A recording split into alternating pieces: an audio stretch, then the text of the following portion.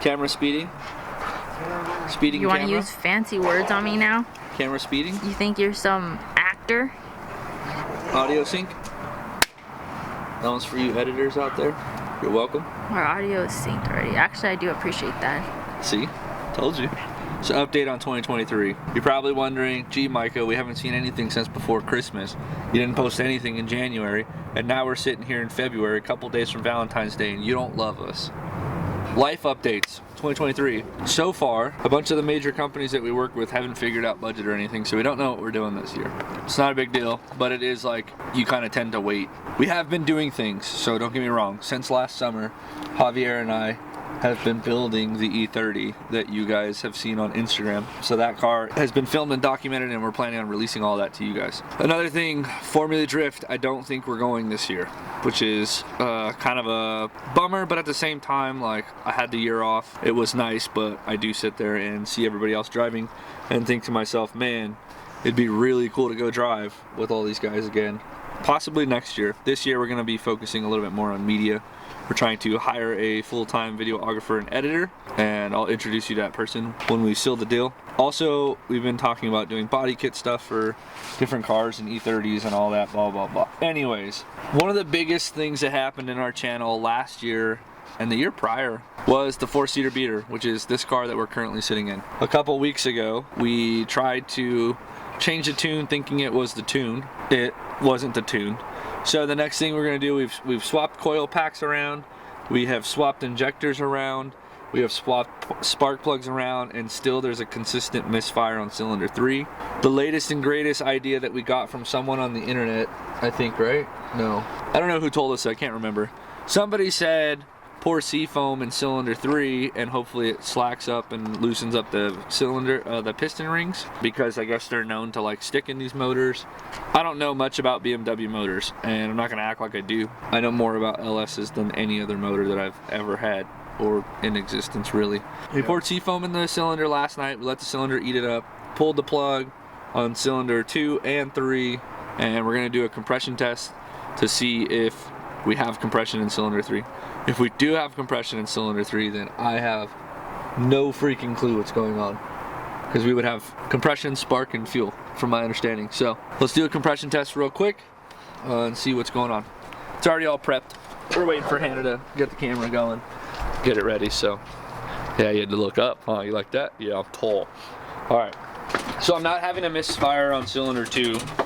So I'll jump in with, this thing's pretty cool. It's actually just a Harbor Freight setup. It's got a quick disconnect. Cylinder 2 will be our baseline, because cylinder 2, again, does not have a misfire and has not been reading any codes or anything abnormal. So we'll use it as our baseline for the number that we need to achieve out of cylinder 3 in regards to compression. So it's got an O-ring, doesn't need to seat too gnarly. All right, Javier, you're neutral and all that? Yeah. Okay. Check this out. So as the piston travels up and down the cylinder, the PSI will increase, and we're looking to be somewhere in like the 120, 150, 180 area. Go ahead.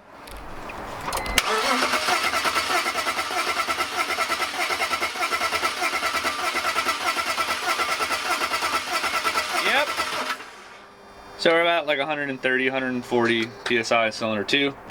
Let's try cylinder 3 now. That'll be our baseline, 130, 140. Going into cylinder 3, which is the problem cylinder.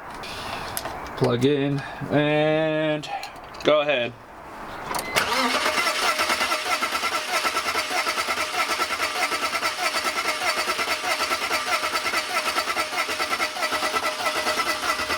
Yeah. So 120. I don't know the thresholds. I'll just look them up real quick.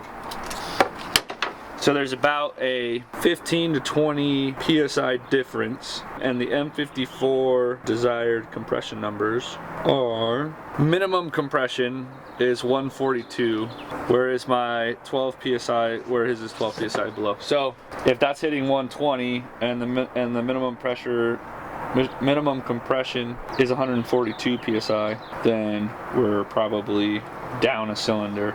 Yeah, a compression test should show a minimum of 10 to 11 bar, 142 to 156 PSI. Max difference between cylinders is 0.5 bar or 7 PSI. So cylinder 3 seems to be dead. which is a bummer because we did all that work to this motor and put it in here and everything, and cylinder 3 shot. I'm gonna go ahead and like slap it back together for the sake of trying to fire it up and just showing you guys that it is still a bad motor. Compression tester's not lying, but just to hear it one last time before I make a decision on what I'm gonna do with it. I highly recommend you guys buying this. I think this kit from Harbor Freight, how much was this? It's like 30 bucks. 30 bucks for this can save you all the headache I went through. The dude who sold me the motor is a buddy of mine, and I don't think he was like trying to rip me off or anything. It definitely had a misfire in cylinder 3, but we thought it was something else. And we didn't compression test it, and lesson learned, just buy a compression tester. It will save you so much time and effort, because now this whole motor has to come back out of the car, and a new one needs to get thrown in it. Go ahead.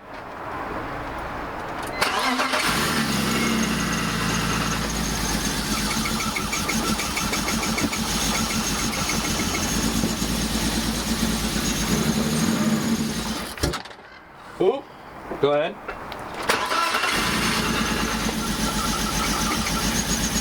So it's never wanted to run right full.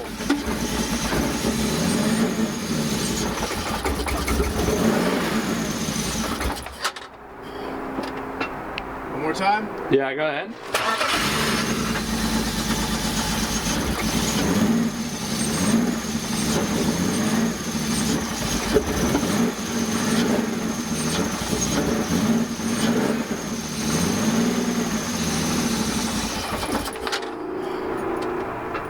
What? Was that not just huffing smoke at the rate of a cylinder?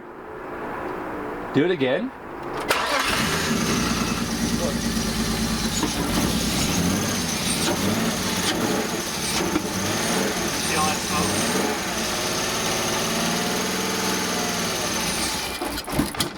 It should idle. Nah, it keeps wanting to die. Really? One more time or what? Yeah. Don't.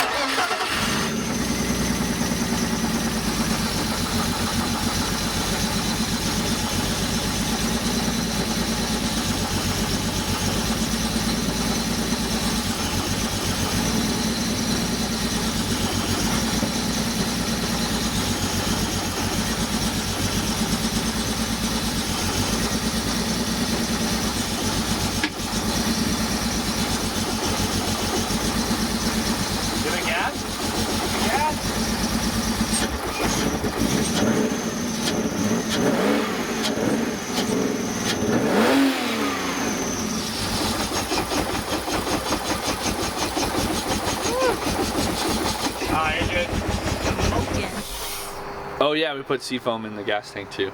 Forgot about the seafoam in the gas tank. Yeah.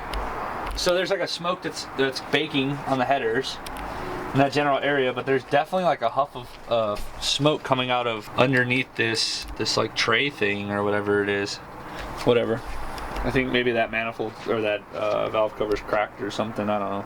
Point is, motor shot. Thing doesn't run for crap. So we'll go look at a new motor. This time we'll compression test it before we buy it and try to take it with us and install it in my car and do everything and find out it's junk. Damn it. I just want this car to work. Javier wants this car too. So next time we're gonna go look at a motor, and hopefully I get a motor this time that's good, and this time actually compression test it. It's been a very long time since I've bought like an engine period, let alone one that's like not in a car and running. It's been a very long time since I bought a motor off the floor, but bummer.